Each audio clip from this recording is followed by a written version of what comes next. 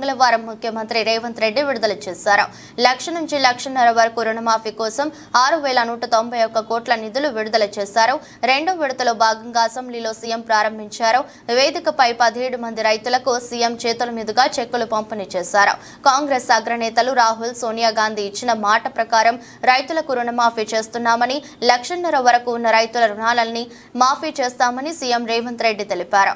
ఎలాంటి పరిస్థితులు ఎదురైనా రుణమాఫీ చేసి తీరుతామని చెప్పామని, ఇచ్చిన మాట ప్రకారం రుణమాఫీ చేస్తున్నామని రేవంత్ రెడ్డి స్పష్టం చేశారు.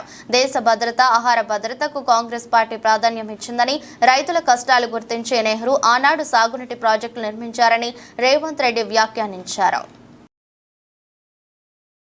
పంజాబ్ కావచ్చు, లేదా మహారాష్ట్ర కావచ్చు, తెలంగాణ కావచ్చు, తెలంగాణలో నిజామాబాద్ కావచ్చు, మహబూబాబాద్ కావచ్చు, లేకపోతే మహబూబ్ నగర్ కావచ్చు, రైతు 10 మందికి సహాయపడడానికి,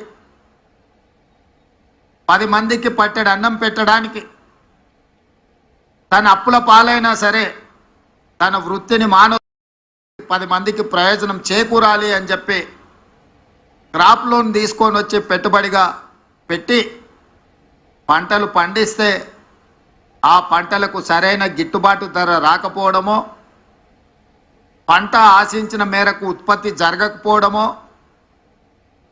వివిధ కారణాల చేత రైతు నష్టపోయి బ్యాంకులో పన్నులు తెచ్చుకున్న అప్పులు చెల్లించలేక, బ్యాంకుల్లో తెచ్చుకోలేని వాళ్ళు ప్రైవేటు వ్యక్తుల చేత అత్యధిక మిత్తితో తెచ్చుకొని వాళ్లకు చెల్లించలేక అప్పులవాడు ఇంటి ముందుకు వస్తే కుటుంబ సభ్యుల ముందు, భార్య బిడ్డల ముందు ఆత్మగౌరవం దెబ్బతిని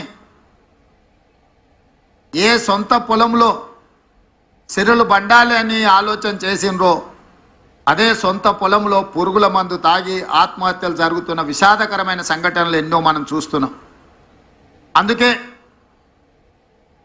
మే 6, 2022 నాడు వరంగల్ ఆర్ట్స్ కాలేజ్ మైదానంలో మా నాయకుడు రాహుల్ గాంధీ గారి సమక్షంలో వరంగల్ రైతు డిక్లరేషన్ పేరు మీద ఏ రైతు కుటుంబంలో విషాదం ఉండకూడదు, వ్యవసాయం చేసే ప్రతి రైతు ఆనందంలో ఉండాలి, ఆర్థిక సంక్షోభంలో కూరుకుపోకూడదు, వాళ్ళను ఆదుకోవాలన్న లక్ష్యంతో 2 లక్షల రూపాయల రైతు రుణమాఫీ చేస్తామని ఆనాడు ఓరుగల్లు గడ్డ మీద నుంచే లక్షలాది తెలంగాణ రైతాంగానికి మాట ఇవ్వడం జరిగింది.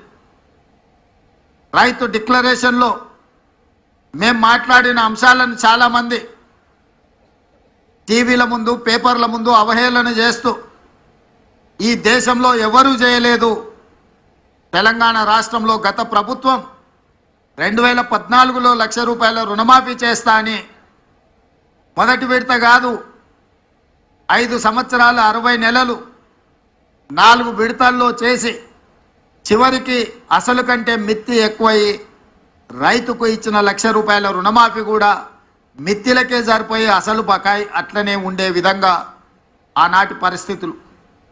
ఆనాడు ధనిక రాష్ట్రం, రాష్ట్రానికి నిధుల కొరత లేకపోయినా ఆ రోజు రైతులకు న్యాయం జరగలేదు. మళ్ళీ రెండవసారి కూడా అదే వాగ్దానంతో ముందుకొచ్చి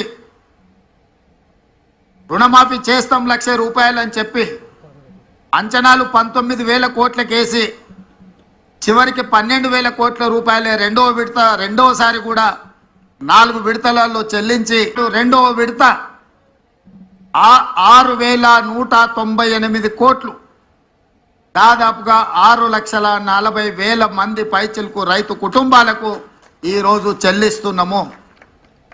మొదటి విడతలో 6,098 కోట్లు, దాదాపుగా 11.5 లక్షల రైతు కుటుంబాలకు లాభం జరిగితే ఈరోజు దాదాపుగా 6,198 కోట్లు, 6.5 లక్షల రైతు కుటుంబాలకు మేలు జరుగుతుంది రెండో విడతల అని చెప్పి నేను గర్వంగా ఈ వేదిక మీద నుంచి తెలంగాణ రైతాంగానికి విజ్ఞప్తి చేస్తున్నా. ఆలస్యం చేయొద్దు.